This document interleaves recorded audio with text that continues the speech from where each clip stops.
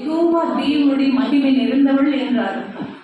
அது பேருக்காக மட்டுமல்ல, பேரின்படி அவன் ஆசீர்வதிக்கப்பட்டான். ஆமென். பிள்ளைகள் மூணு ஸ்தானத்துல கர்த்தர் அவளை உயர்த்தினார், அவளை கனப்படுத்தினார், அவளை ஆசீர்வதித்தார். அவன் சந்ததியெல்லாம் ஆசீர்வதிக்கப்பட்டது.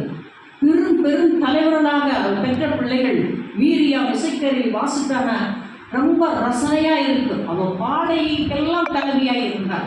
மீரியா கிண்ணறத்தை எடுத்து வாசிப்பார். ஒரு பெரிய சிறந்த பாடகியாய் கர்த்தர் தாயினுடைய சுகத்து கேட்டு மாற்றினார். பெரிய தலைவனாக ஆரோனை கர்த்தர் மாற்றினார்.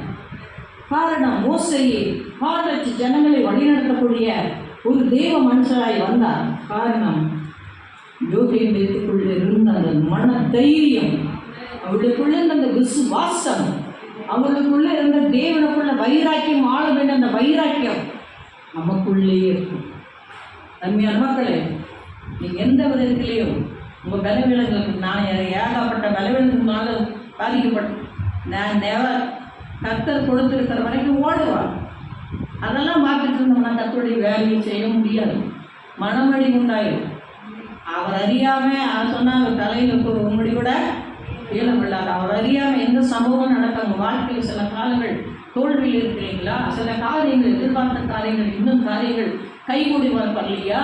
இன்னும் காரியங்கள் ஏன் ஆண்டவரே எனக்கு ஏன் சம்பவிக்கும், எனக்கு ஏன் ஆண்டவரை கேள்வி கேட்டதை விட்டுட்டு, ஆண்டவரே என் வாழ்க்கையில் இந்த காரியத்தை நீ அனுமதிச்சுட்டாமல் சொல்லும், இதையும் தாங்க எனக்கு பலன் கொடுத்துருக்கீங்களா? நான் சொல்கிறேன். இனியும் என்னை தப்பு வைப்பீங்க ராஜா, நான் உங்களுடைய பிள்ளை, நான் உங்களுடைய நாமத்தினால நீ எனக்கு தெரிஞ்சு பண்ணீங்களா?